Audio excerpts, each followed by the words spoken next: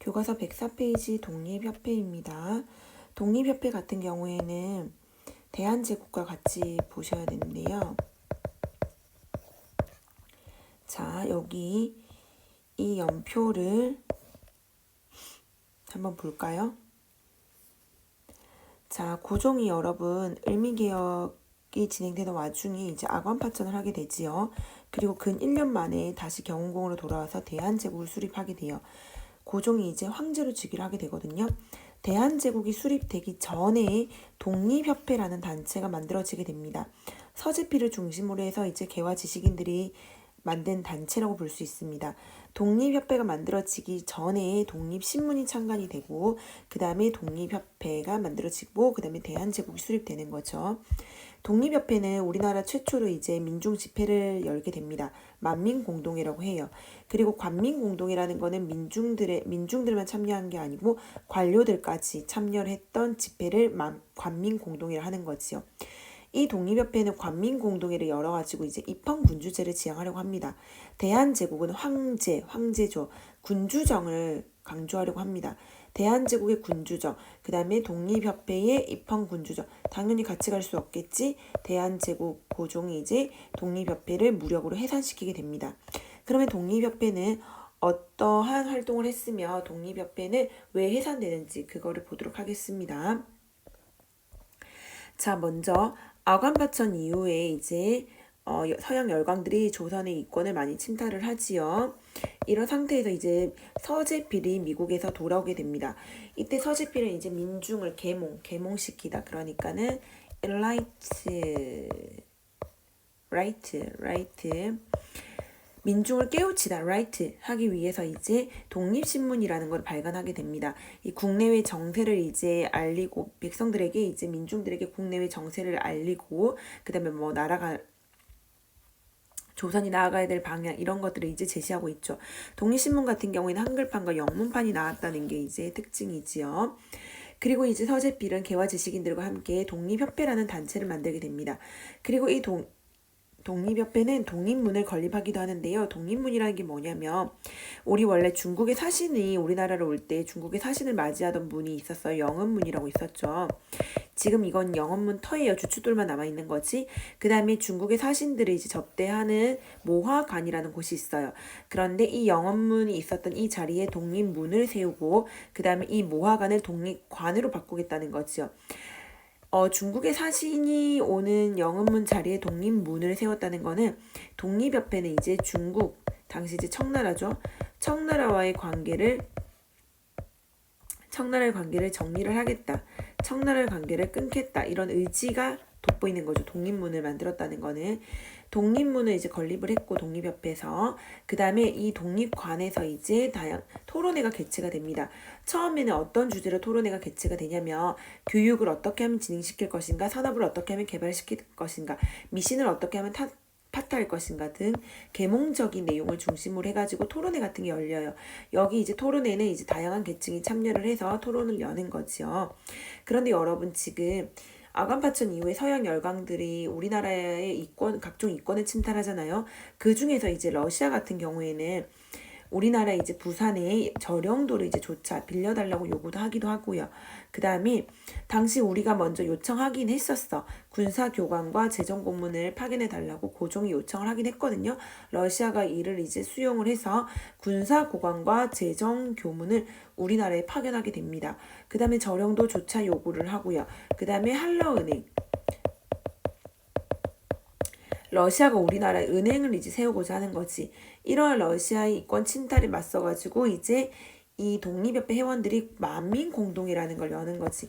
오늘날로 치면 민중집회라고 보시면 돼요. 민중집회를 열어요.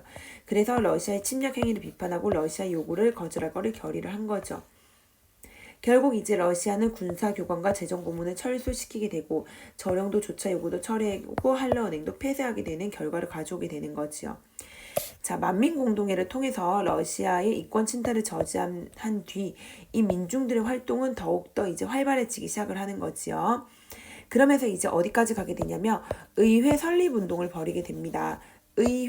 여러분 의회는 이제 민의 대표들로 구성이 되는 거지요. 의회는.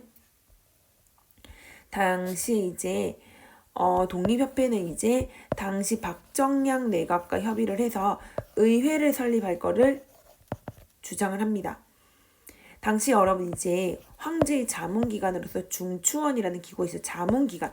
그게 의결기관이 없다는 거지. 자문기관으로서 중추원이 있었는데 바로 이 중추원을 의회 기능을 갖춘 기관으로 이제 개편을 하고자 한 거지요. 그래서 이를 위해서 이제 관민공동회라는 게 개최됩니다. 관료들과 민이 이제 같이 집회를 열게 되는 거지. 이 관민공동회에서 헌의육조라는 거를 제정을 하고 헌의육조라는 거를 결의를 하고 이를 고종에게 승인받게 됩니다. 헌의육조의 내용을 보시면 여기 나와 있는데요. 헌의육조의 2조부터 6조의 내용을 보시면 이제 외국과 조약을 맺을 때는 각부 대신이 이제 뭐 하는 게 아니고 각 부의 대신들이 이제 외국과의 조약에 관한 일을 도맡는 게 아니고 중추원 의장이 같이 합동으로 서명 날인해서 시행할 것이라고 규정을 해놨지요. 여기서 말하는 중추원은 이제 의회 기능을 하는 중추원을 얘기를 하는 거겠지. 그러니까 외국에 관한 그러니까 뭐 예를 들면 이권을 넘겨줄 때, 다른 나라에 이권을 넘겨줄 때는 정부가 이를 독단적으로 정부가 처리하는 것이 아니고 정부는 각부 대신에 중추원 의장과 함께 합동으로 이 일을 처리해야 된다는 것이지요. 즉 이권 양료에 대해서 외국의 이권 양료에 대해서 제한을 가했다고 볼 수 있지. 그치? 그 다음에 재정을 이제 탁지부가 관장을 하되 인민에게 공포를 하고 민에게 이거를 재정에 대한 사항을 얘기를 하고 그 다음에 중요한 범죄는 공개 재판을 하고 책임관, 관리를 이제 임명할 때는 황제가 이제 다수 의견, 그러니까 의회를 말하겠지. 의회 의견을 물어가지고 임명할 것, 이런 걸 이제 결의한 헌의육조를 고종에게 건의를 하는 거지요. 여러분 여기 1조에 보시면 전제 환권을 공고히 하라고 나와 있는데 이거를 보고 헌의육조는 전제권을 강화한다 이렇게 보시면 안 돼요. 이거는 이제 형식적으로 넣어놓은 거야. 우리가 어쨌든 간에 지금은 대한제국 황제가 있는 시기잖아. 그래서 이거는 형식적으로 넣어뒀다고, 표면적으로 그냥 넣어뒀다고 보시면 되고요. 헌의육조의 내용을 봤을 때 독립협회 같은 경우에는 입헌군주제를 지향했다고 볼 수 있는 거예요. 입헌군주제를 지향했음을 알 수 있는 거예요. 그리고 이 헌의육조를 지금 고종이 승인을 했지. 그럼 뭘 해야 돼? 바로 이 중추원을 이제 의회 기능으로 바꿔야 돼요. 그래서 중추원 관제가 반포됩니다. 여기 보시면 이제 중추원은 이제 법을 제정하거나 폐지하거나 개정을 할 수 있고요. 그 다음에 의정부, 백성이 건의하는 사항을 심사 의결할 수 있어. 그러니까는 의회 기능을 한다는 거겠죠. 이 중추원은 50인으로 구성이 되는데 반은 민에서, 그러니까는 50인 중에서 25명은 민에서 선출이 됩니다. 즉 독립협회 회원으로 이제 구성이 되는데 민이 이제 구성을 한다는 거지. 그리고 나머지 독립협회 회원에서 25명을 선출하는데 이거는 곧 민 25명을 의미하는 거예요. 민 25명. 그리고 나머지 25명, 50명 중에 25명은 이제 관료들로 구성이 된다는 거죠. 이런 식으로 해서 중추원 관제를 반포를 했어. 그런데 이런 식으로 독립협회가 세력이 커지는 것에 대해서 보수파 관료들이 이제 위기를 느끼게 되고 독립협회를 모함을 하는 거예요. 뭐라고? 독립협회는 지금 입헌군주제에서 더 나아가서 공화정을 수립한다라고 하면서 이제 모함을 하게 되는 거죠. 이에 이제 고종은 독립협회를 해산하기로 합니다. 그래서 황국협회라는 조직을 이제 이용을 하는데 황국협회는 보부상 단체야.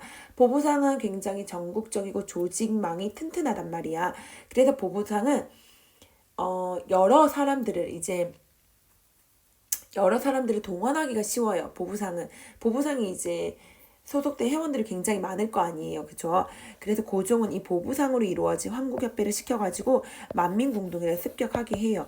당시 이제 고종이 독립협회를 해산하고 주요 간부를 체포를 했다는 소식을 듣자 민중들이 만민공동회 개최해가지고 이제 해산된 주요 간부를 풀어달라고 하고 독립협회 간부를 석방해달라고 하고 허니 6조를 당장 실천해달라고 요구를 했거든. 그러자 고종은 한국협회를 시켜서 만민공동회를 습격하게 하는 거지. 즉 한국협회와 만민공동회가 지금 충돌이 일어나게 되는 거예요. 그러자 고종은 이제 군대를 동원해서 만민공동회를 해산시키게 되면서 결국 독립협회가 해산되게 되는 거지요. 이 허니 6조의 내용 중요합니다. 여러분, 허니 6조의 내용. 자, 관민공동회 열어서 고종에게 건의해서 허니 6조를 결의했다는 것 중요합니다. 패들렛에 여러분 독립협회 관련된 문제가 많이 나와 있어요. 특히 서양 열강의 이권 침탈을 저지했다는 부분 이런 거 나와 있어요.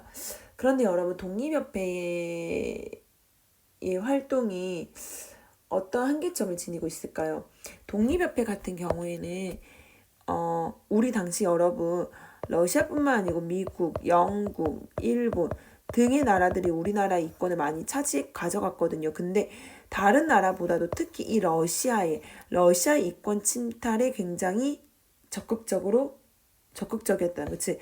다른 나라보다 미국보다 영국보다 일본보다 러시아의 이권 침탈에 더욱더 저항을 했다는 거지. 그러니까 독립협회는 조금 반러적인 성격이 강했다는 거지.